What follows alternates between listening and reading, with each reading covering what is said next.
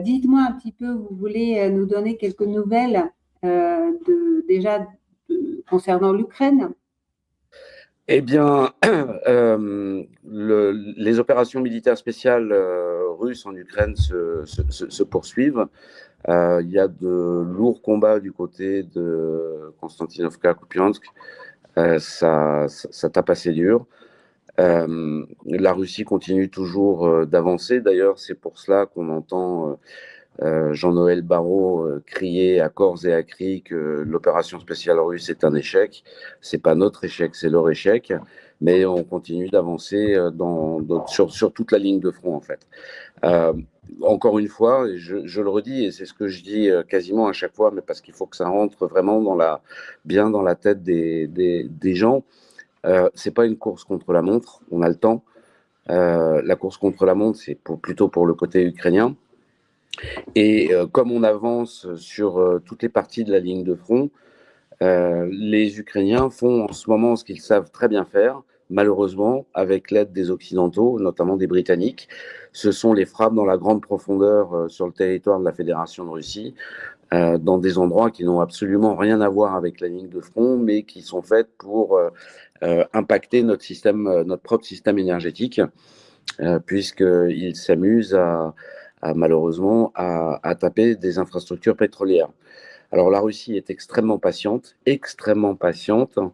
Le véritable problème qui n'arrive pas encore à, comment dire, à comprendre, et moi je le vois quand je discute avec des Russes, c'est que la patience des Russes commence à arriver à son terme. Et il y a des moments où ils nous disent, enfin moi ils me disent, bon là faut y aller, on peut plus continuer à supporter ce genre de choses. Alors c'est pas une défiance, loin du tout d'être une défiance vis-à-vis de Vladimir Poutine ou de sa politique. Non non c'est pas ça, c'est que euh, les comment dire, la Russie est extrêmement patiente. Si elle avait voulu mener une opération entre guillemets de guerre totale en Ukraine, elle aurait pu le faire, comme ça a pu déjà être fait dans le passé à d'autres endroits et à d'autres époques. C'était pas du tout l'objectif, c'est toujours pas l'objectif aujourd'hui parce que les Russes sont orthodoxes, hein, les Ukrainiens sont orthodoxes aussi, même s'il y a une fracture en fait entre l'orthodoxie liée, ce qu'on appelle l'orthodoxie canonique liée au patriarcat de Moscou et ce que les Ukrainiens eux-mêmes mettent en place, qui est l'orthodoxie schismatique. La Russie veut pas rentrer, vulgairement parlant, veut pas rentrer dans l'art de l'Ukraine comme elle aurait pu rentrer dans le lard des Allemands pendant la Deuxième Guerre mondiale. Néanmoins, la patience des Russes commence à s'étouffer. Ils commencent à s'impatienter et je pense que d'ici quelques temps, on va voir certaines opérations qui vont être mises en place où ça va avancer. Mais le mot d'ordre en général qui est donné, c'est on avance, mais on ne sacrifie pas nos hommes pour rien. Donc, on avance, si ça bute, on recule, on traite avec d'autres moyens et on réavance après. Voilà. Ça, c'est ce qu'on peut, brièvement ce qu'on peut dire sur l'Ukraine. L'Ukraine a commencé à toucher ses premiers euros que Nicolas va payer. Nicolas, Giuseppe et Helmut vont payer. En ce moment, je regardais ça hier soir, et en plus ça sort du côté ukrainien, il y a des gros problèmes de corruption, ce sont même les services ukrainiens eux-mêmes qui commencent à sortir ce genre d'informations, et là on touche encore à des cercles qui sont extrêmement proches du pouvoir de Zelensky, puisqu'il s'agit ni plus ni moins que de sa femme et de son ancien bras droit. Voilà, l'argent malheureusement coule à flot en direction de l'Ukraine. C'est bien évidemment nous qui allons, enfin les contribuables français à hauteur de 18 milliards qui vont payer, puisque c'est grosso modo la quote-part de la France dans ce problème.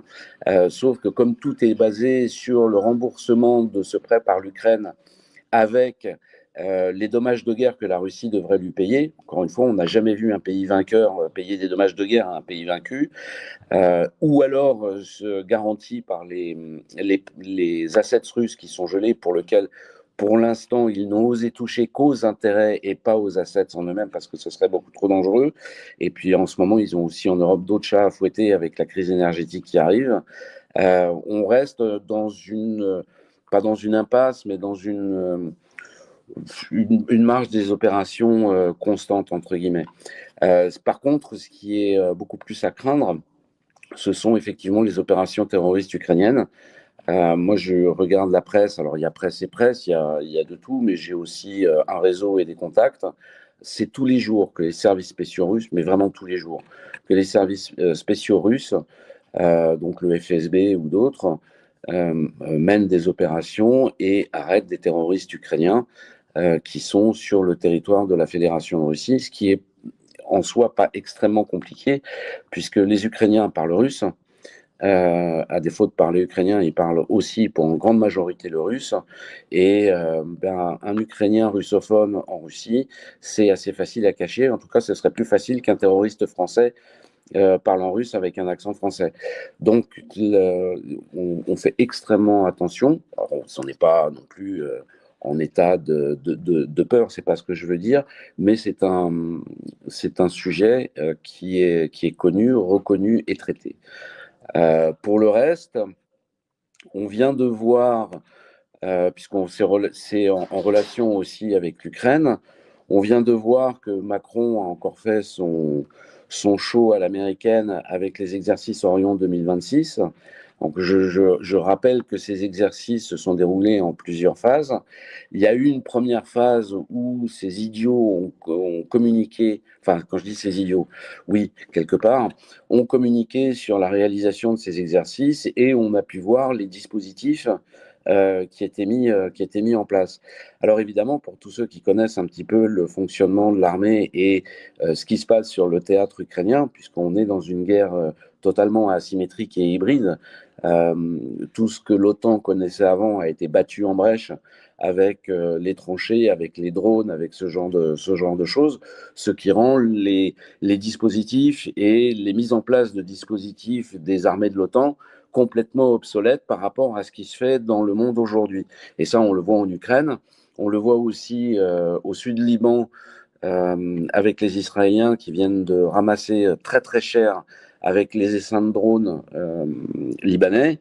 Et donc, quand on a vu ces reportages, on s'est dit, bah, ok, ça fait 4 ans qu'il y a une guerre du côté de l'Union européenne, enfin aux portes de l'Union européenne, et ces couillons ont toujours rien appris. On trouve les postes de commandement à côté des véhicules blindés, des tentes, etc. Enfin, c'est un bonheur sans nom pour n'importe quel droniste.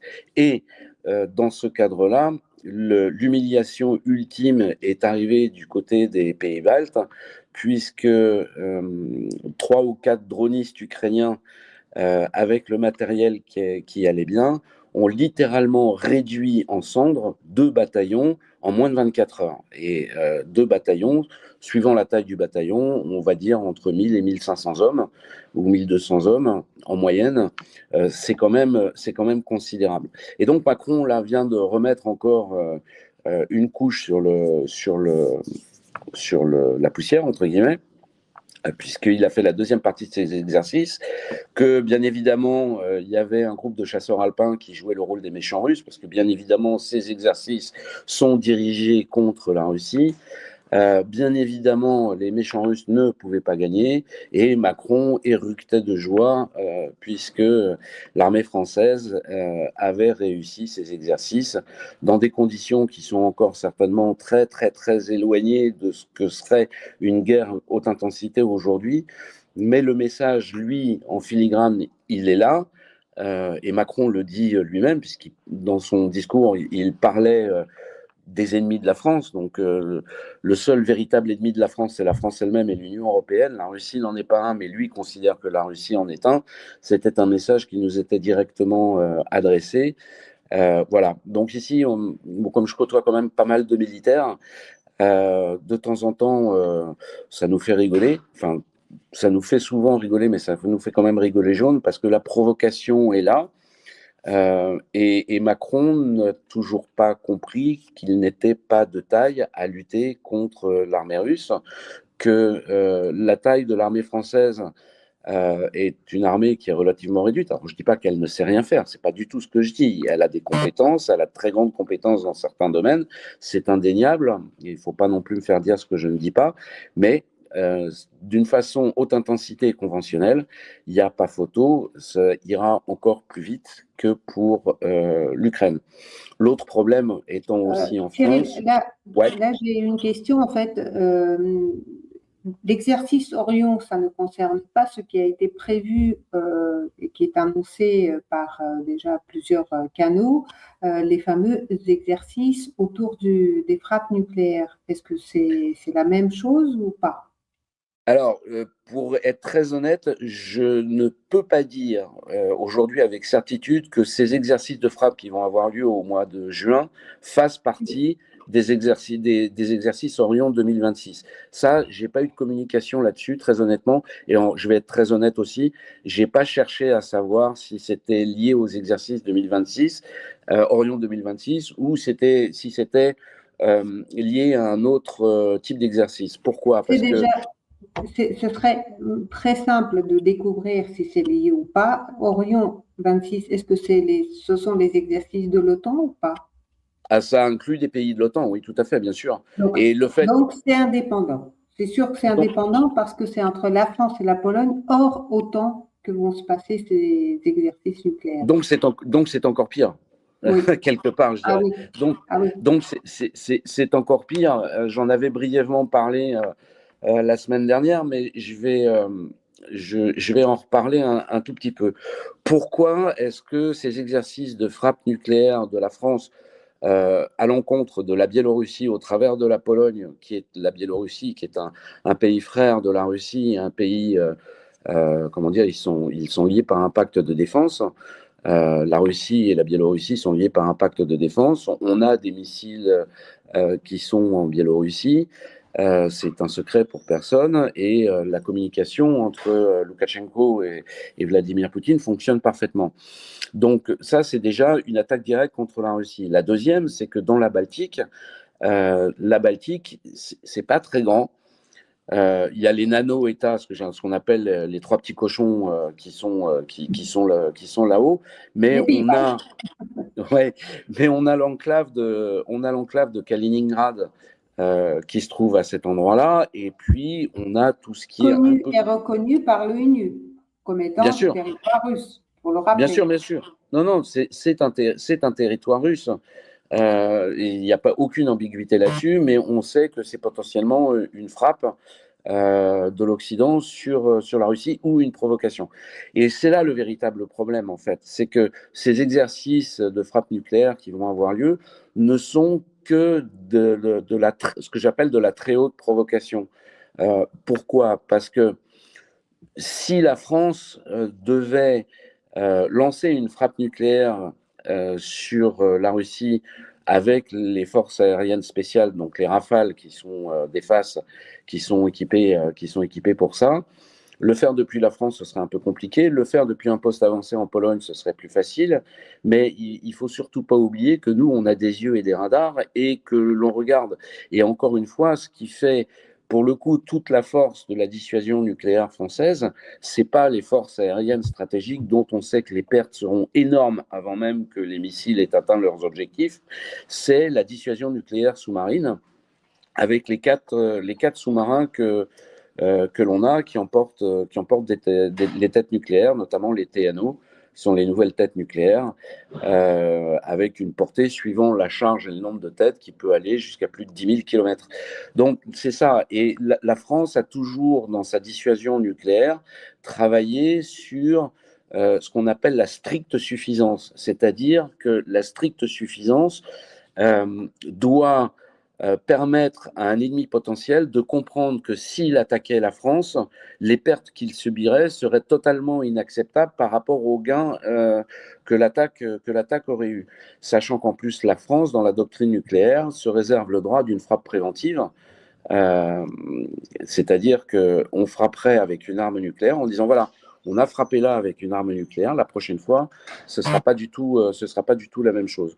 Donc là, Macron joue énormément avec le feu. Tout ça, ça s'inscrit dans la mise en place du transfert de la dissuasion nucléaire française vers l'extension, c'est ce que Macron a appelé, il a été assez intelligent là-dessus, malheureusement, mais ça a échappé à personne, puisque la dissuasion nucléaire française, ce sont pour les intérêts vitaux français. Or, Macron a parlé dans son discours du 2 mars à l'île Longue des intérêts vitaux européen de la France. Alors, on n'est plus du tout on voit exactement quelle orientation ça va prendre et c'est quelque chose de dramatique.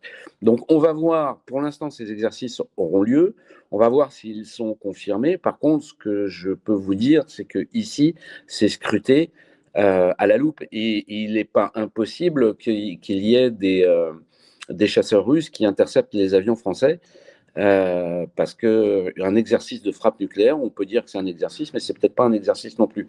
Donc Macron, il faut qu'il commence à comprendre que Vladimir Poutine est un homme extrêmement patient, mais quand la patience des Russes sera arrivée vraiment à bout, là, ce sera fini. Et j'en finirai sur ce sujet par une chose.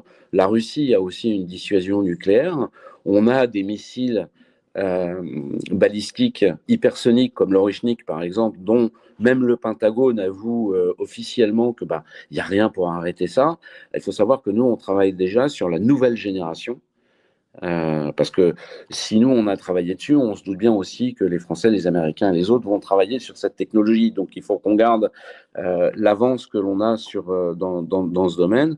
Et la nouvelle génération de missiles Orichnik est déjà en programme et à l'étude et en source ouverte. Donc, je répète, la source ouverte, pour ceux qui connaissent un peu le milieu du renseignement, c'est une source accessible à tout le monde. En source ouverte pour l'instant, les données techniques que l'on a, c'est que Londres est à portée de tir de ces missiles à 8 minutes. Ça fait pas beaucoup, 8 minutes. Donc il faudrait que l'Occident commence à réagir un petit peu et à comprendre que la patience on peut taquiner l'ours, mais une fois qu'on a fait sortir l'ours de sa caverne, pour lui faire rentrer, ça va être beaucoup plus compliqué. Voilà sur ces exercices Orion. Alors, ils ont été. Ouais. Justement, Ouais. là-dessus, rappelons quand même à nos spectateurs, à nos auditeurs, que lorsqu'il s'agit des exercices de l'OTAN, tout est un peu standardisé, c'est-à-dire les échanges, Bien sûr. le fait que ce soit un exercice est communiqué à la partie adverse, etc. Donc, il y a des codes, tout est uniformisé. Là, lorsqu'il s'agira de ces exercices franco-polonais aux frontières russes, on est il y a l'absence de standard. Il y a de l'absence de standard complet, c'est-à-dire que la France mène tous les trimestres des exercices de frappe nucléaire qu'on appelle les exercices poker. Qui se fait avec les phases, justement. Mais là, on est dans un cadre différent. Je l'avais déjà expliqué, mais je vais le réexpliquer. Les exercices poker, en fait, les avions de chasse français ne sortent pas du territoire national. Ils font ces exercices de frappe comme ça. Là, ce sont des avions qui vont être déployés dans des pays satellites, donc ce ne sera même pas la France. Et c'est un exercice qui vise à impliquer la France dans une frappe nucléaire au départ d'un pays tiers. C'est là où c'est extrêmement dangereux parce que sur les exercices de l'OTAN, effectivement, il y a une communication, il y a une façon de travailler. Là, c'est un exercice qui n'a jamais été fait. Donc, j'ose espérer que la France va communiquer avec la Russie à ce sujet pour expliquer un petit peu dans quelles conditions ça va se faire. Malheureusement, j'ai des doutes. Est-ce que cela viendra au travers des Polonais? J'en sais rien. Est-ce que cela viendra au travers d'autres moyens de communication? Je ne sais pas. Pour l'instant, ce que je sais, c'est que la France communique pas ou très peu, sauf dans certaines circonstances, avec la Russie. Donc, et en plus, la Baltique, c'est une véritable poudrière. Hein, donc, c'est encore plus dangereux que l'Ukraine, à mon sens. Et donc, il faut être extrêmement vigilant. Je pense que c'est très honnêtement, c'est un très mauvais message envoyé au reste du monde. Parce que quand on prétend être le président d'un pays fort, comme ce que dit Macron, un pays craint par ses ennemis, etc., c'est pas le genre de choses qu'on fait et qu'on dit. Il n'y a pas besoin, parce que si la France était vraiment un pays fort et un pays craint par les autres, pardon, elle n'aurait pas besoin de faire ce genre d'exercice débile. Maintenant, la France, c'est la France de Macron et ce qu'il en a fait depuis 10 ans. Et on voit le résultat. Et d'ailleurs, ça se vérifie aussi au Moyen-Orient, puisque… Justement, je voulais poser une question concernant l'Iran, le récent rendez-vous qu'il y a eu, enfin, l'entrevue qu'il y a eu avec Araqchi et Poutine à Saint-Pétersbourg.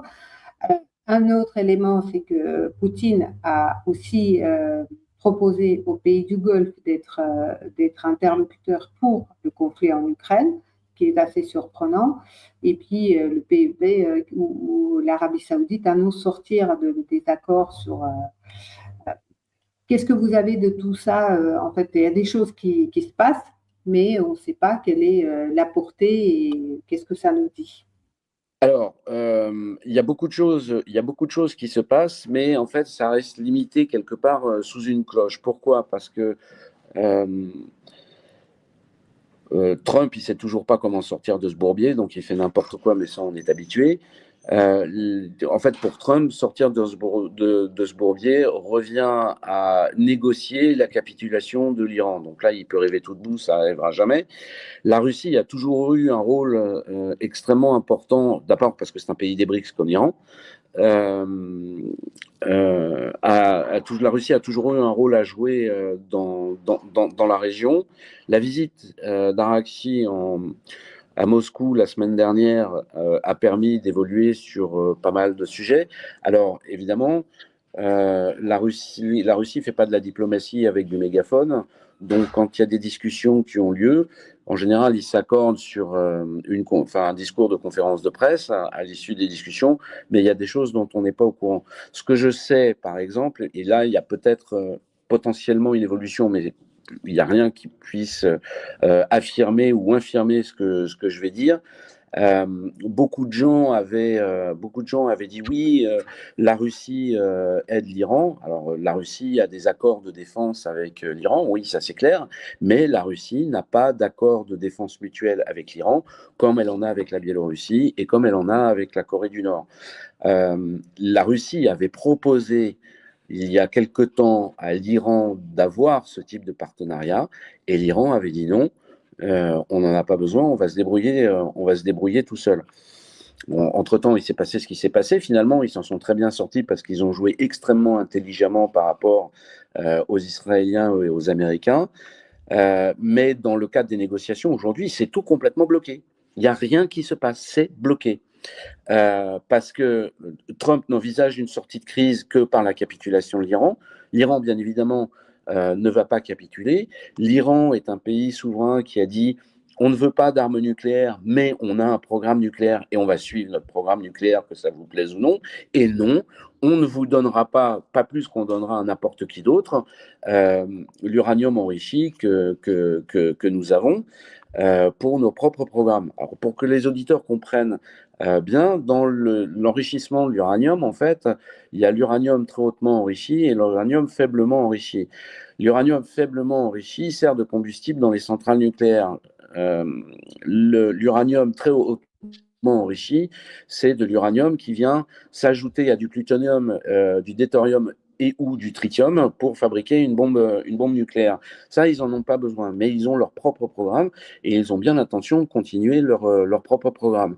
Et d'autant plus que je suis tombé hier sur une vidéo de Pete Hegseth, donc qui est le ministre, le chef de la guerre. Le ministre de la guerre, voilà, je cherchais le mot, le ministre de la guerre américain, qui vient de se faire prendre la main dans le sac à mentir en disant que il fallait que les États-Unis, entre guillemets, continuent leur frappe parce que l'Iran n'était qu'à quelques jours ou quelques semaines grand maximum d'obtenir l'arme nucléaire, que pour l'instant, on avait tout oblitéré. Et le président de la Commission lui dit, oui, oui, mais c'est déjà ce que vous nous avez dit l'année dernière. Donc, si vous avez tout oblitéré l'année dernière, pourquoi est-ce qu'on a encore besoin d'oblitérer maintenant et pourquoi est-ce qu'on nous sort le raisonnement qui consiste à dire que dans une semaine, l'Iran aura la bombe nucléaire. C'est ce que Netanyahou nous répète depuis 20 ans. Donc, le véritable problème dans tout ça, c'est qu'à la limite, que les négociations n'avancent pas, c'est pas trop gênant, puisque il n'y a pas de combat pour l'instant. Ce qui est particulièrement gênant, et l'Europe, ça va lui coûter extrêmement cher, c'est le détroit d'Ormuz, parce que ça, c'est la véritable bombe nucléaire iranienne. Les Iraniens ont dit, nous, tant que le cessez-le-feu est valide, tant que les États-Unis respectent le cessez-le-feu, ce qu'ils ne font pas du reste, puisque le blocus que les Américains imposent aux Iraniens, c'est un acte de guerre. Donc, comme le blocus qu'on pourrait avoir dans la Baltique, c'est exactement la même chose. Les Iraniens ont repris le contrôle complet du détroit d'Ormuz et les bateaux ne peuvent passer qu'au compte-gouttes avec les paiements qui vont bien, avec la sécurité iranienne qui va bien. Et Trump ne peut pas faire grand-chose là-dessus. Et ce qui est très intéressant, c'est qu'il y a environ 3 semaines, ouais, un mois, entre 3 semaines et un mois, je me souviens plus exactement, Macron a dit: ah, je vais envoyer le Charles de Gaulle pour ouvrir le détroit d'Ormuz, on va ouvrir le détroit d'Ormuz. Et en fait, le Charles de Gaulle, eh ben, il n'est jamais arrivé au détroit d'Ormuz, il s'est contenté de faire des ronds dans l'eau dans la Méditerranée orientale, pas très loin de Chypre et pas très loin de l'Iran, et eh ben, il est tombé en panne. C'est ballot quand même, hein. Il a dû repartir en Crète, et donc on n'a rien pu faire. Sauf que la connerie de Macron, elle a coûté 1 milliard d'euros à la France. Et la France, aujourd'hui, elle n'a pas 1 milliard d'euros à dépenser à ces conneries. Je suis désolé, la France est un pays en état de faillite. C'est 3 500 milliards d'euros de dette auxquels il faut rajouter le hors-bilan, ce qui concerne tout ce qui est les assurances pour les fonctionnaires, les retraites des fonctionnaires, etc. La dette totale de la France aujourd'hui, c'est 7 500 milliards. 7 500 milliards d'euros. Et si on vendait tous les actifs, il nous resterait la dette actuelle, en fait, parce qu'on n'a que 4 000, entre 3 500 et 4 000, allez, je suis gentil, 4 500 milliards d'actifs en France. Le tout avec une dette qui est détenue à 55% maintenant par des pays étrangers. Ce qui est aussi une des raisons pour lesquelles on hésite beaucoup en Europe, et ça, on le doit pour le coup aux Belges qui ont bien travaillé sur ce dossier. On hésite à aller taper dans les actifs russes qui sont gelés en Union européenne, puisque comme la dette est détenue par 55% de pays étrangers dont on n'arrive pas officiellement à avoir la liste de qui détient quoi, ce qui est quand même assez intéressant. Si jamais la France s'amusait à faire ça, ça veut dire que n'importe quel pays qui viendrait investir en France, que ce soit la Chine, que ce soit le Qatar, que ce soit l'Arabie Saoudite, puisque en fait la Chine détient de la dette française et les autres pays en détiennent aussi, mais on ne sait pas dans quelle proportion. Si demain, parce que Macron a passé une mauvaise nuit, il décide de geler les assets de ces pays-là, il est évident que s'il les gèle et qu'il peut y accéder, comme ils veulent faire avec les assets russes, personne ne va venir investir en France. Et c'est là où c'est extrêmement sensible aussi, parce qu'on est en train, dans certains domaines, d'accumuler un certain nombre de choses. Alors, soit le gouvernement français, soit Macron est totalement débile et comprend rien à rien, ce qui est pas forcément impossible non plus, mais je pense pas qu'il soit si bête que ça. Donc c'est que derrière, il a quelque chose, un chemin à suivre pour détruire encore plus la France que ce qu'il a déjà fait. Mais les Français doivent réagir. Et là, avec le détroit d'Ormuz, ce qui va se passer au niveau du pétrole, au niveau du gaz et au niveau de l'essence pour les Européens, ça va être assez sévère parce que pour remettre en route et pour que tous les bateaux puissent recommencer à passer normalement, ça va pas se faire en 48 heures. Ça va prendre plusieurs semaines, voire plusieurs mois. Or, aujourd'hui, les réserves stratégiques, qu'elles soient françaises, européennes, italiennes ou ce qu'on veut, en Union européenne de combustible, commencent à diminuer.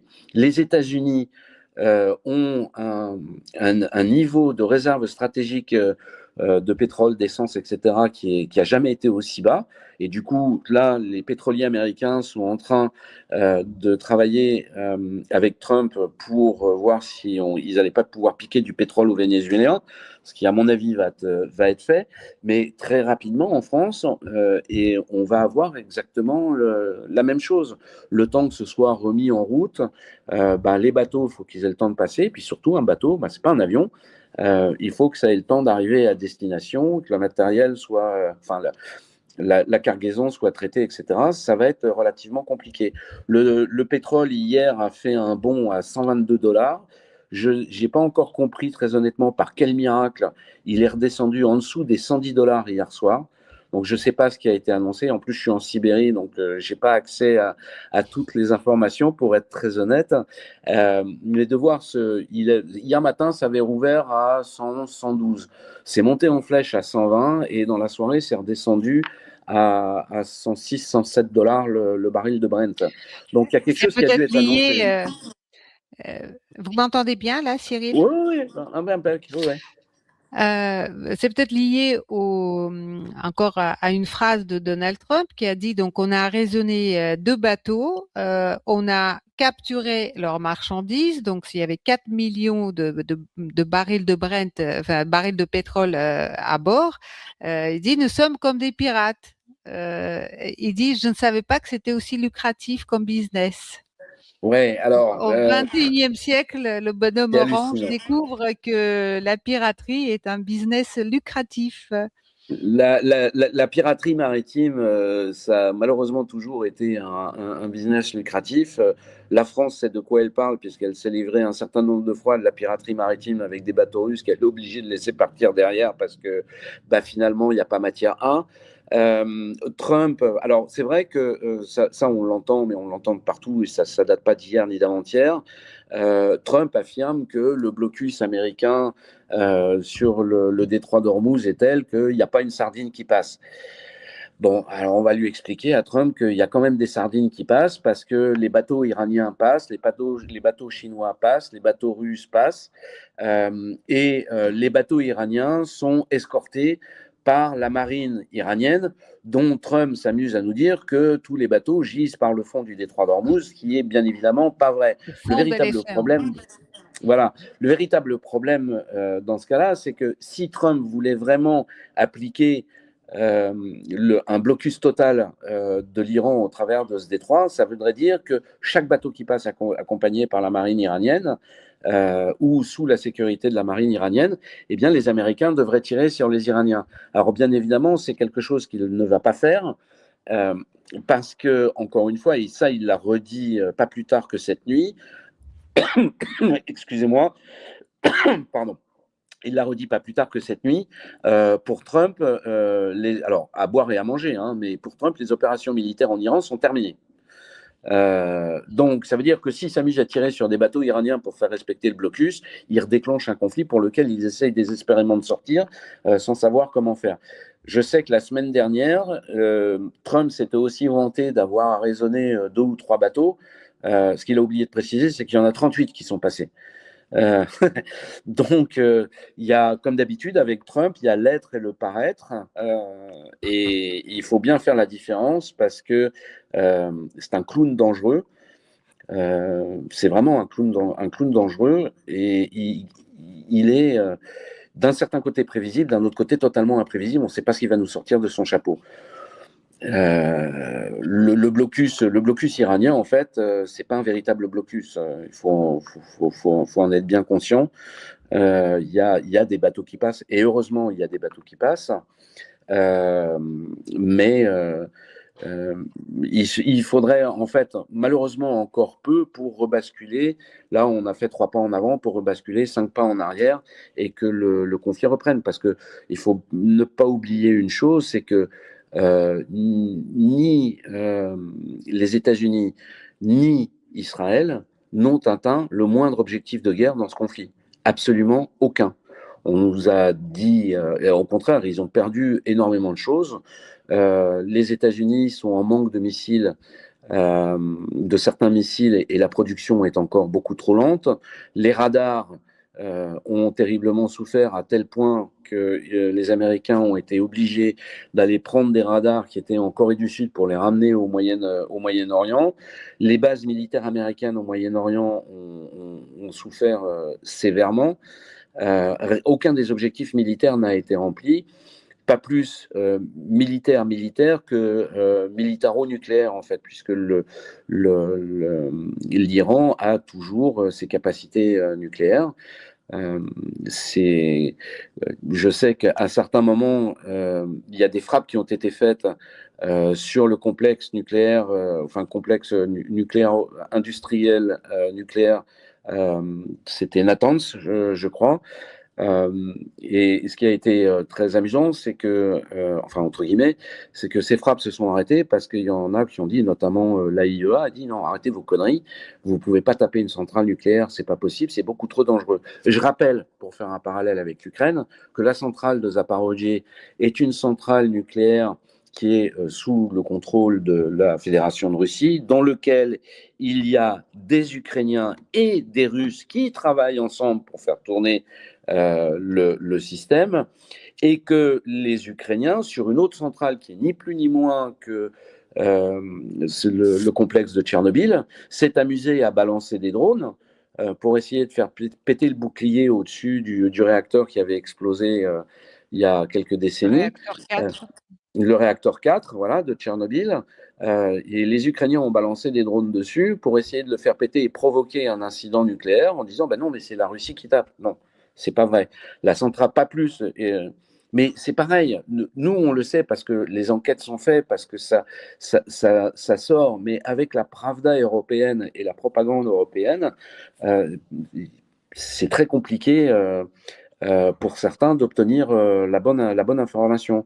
Donc, je termine juste. Oui. Vas-y.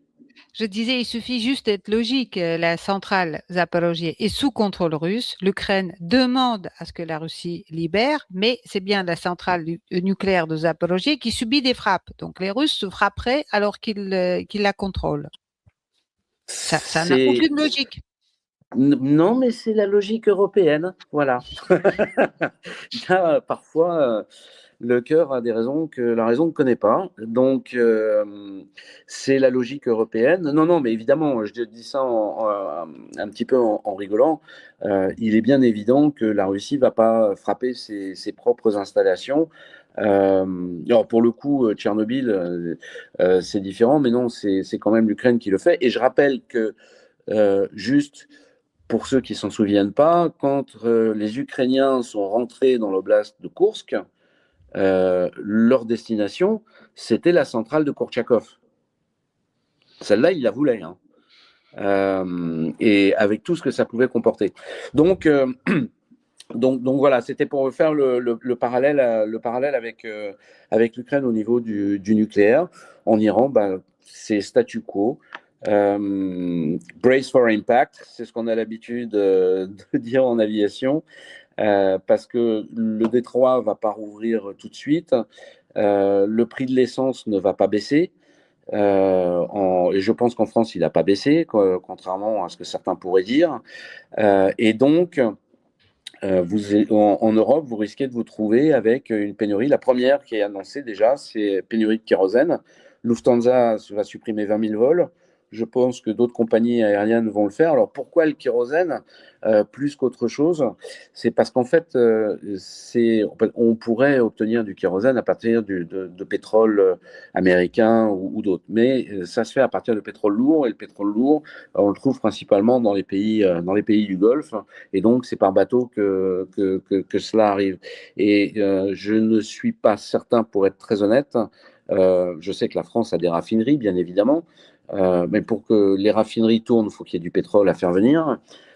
Ceci dit, je sais que la France raffine de l'essence, je sais que la France raffine du diesel, je ne sais pas si nous raffinons notre propre kérosène, sachant que les avions fonctionnent avec plusieurs types de carburants, notamment, alors je ne parlais que des jets, mais au niveau militaire, on a un carburant spécial. Et pour les civils, on a aussi un autre carburant qui est le Jet A1.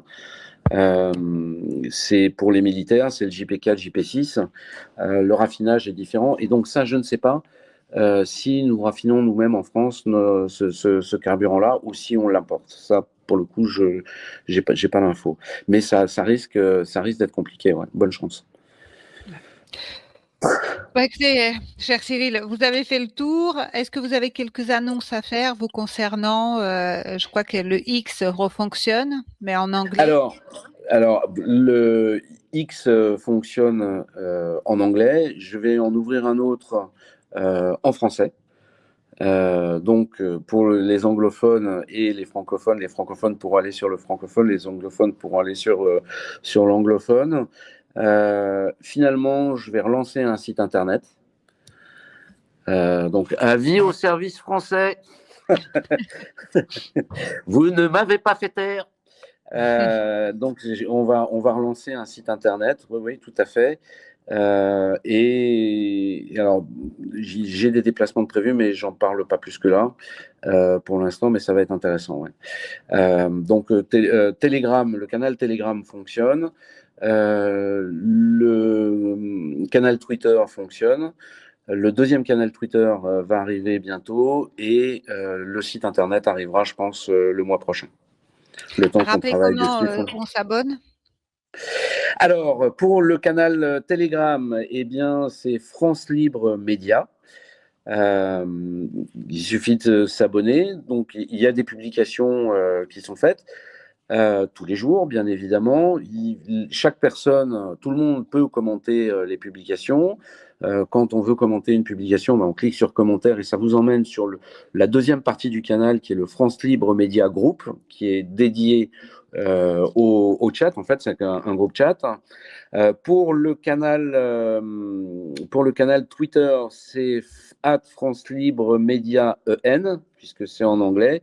Et le lien pour le canal Twitter en français sera @France Libre Média FR pour l'avoir en français. Et quant au site internet, eh bien, je vous donnerai le lien quand il sera en route. Mais il s'appellera France Libre Média aussi. J'espère que la semaine prochaine, samedi, on se retrouvera encore, cher Cyril. Avec grand sais plaisir. que vous voyagez à travers toute la Russie, donc c'est intéressant de savoir, prendre aussi la température. Vous nous raconterez comment s'est passé votre voyage. Je peux vous en parler très simplement. Je suis actuellement en Sibérie, à Omsk. Parce qu'en fait c'était les fêtes du 1er mai, et donc en général en Russie on fait pas de manifestation de travailleurs comme il y en a en France ou ailleurs. On se réunit entre nous et on passe du bon temps ensemble. Donc là, je suis en Sibérie. On a eu un temps absolument magnifique, 25 degrés, un superbe soleil, tempête de ciel bleu. Aujourd'hui, il y a un peu plus de vent par contre. On a été à la pêche. On a cuisiné du plof. Qui est un plat. Non, mais c'est extrêmement intéressant parce qu'en fait, on en trouve un. Ouais, il y a du mouton, du riz, des carottes, etc. Il y a plusieurs recettes entre les recettes kirghizes, tadjiks, etc. Mais là, en Sibérie, on a une recette particulière. Et puis, je vais. Alors, ça, c'était pour la partie amicale et relationnelle entre amis, puisque j'ai. Ma deuxième famille, en fait, est en Sibérie, à Omsk. Et donc, c'est extrêmement important. Ça fait un bien fou de pouvoir sortir aussi un peu de Moscou de temps en temps, parce que la vie à Moscou, c'est pas la vie ailleurs. À Moscou, tout va toujours très vite, tout bouge beaucoup. Là, c'est beaucoup plus calme. On profite de ça. Et donc, je rentrerai à Moscou le 6. Et entre demain et le 6, je vais encore me déplacer ailleurs en Sibérie, mais pour d'autres raisons. Et donc voilà, non, c'est vraiment que je ne sais pas comment vous dire ça, enfin comment faire comprendre ça à nos auditeurs. Pour beaucoup, la Russie se limite à des grandes villes comme Moscou, Saint-Pétersbourg et d'autres. Mais il faut vraiment, quand on vient visiter la Russie, il faut vraiment prendre le temps d'aller dans d'autres endroits, voire discuter avec les Russes. Qu'on soit français, allemand, britannique, les Russes sont toujours extrêmement ouverts et extrêmement chaleureux. Vraiment, c'est quelque chose. Pourtant, je le dis encore avec enthousiasme aujourd'hui, mais je vis en Russie depuis 2018, donc je connais depuis 2018 comment ça se passe. Et ce qui est extrêmement fort, en fait, c'est que malgré les circonstances géopolitiques, malgré la belligérance active de la France en Ukraine contre la Russie, les Russes aiment toujours autant les Français.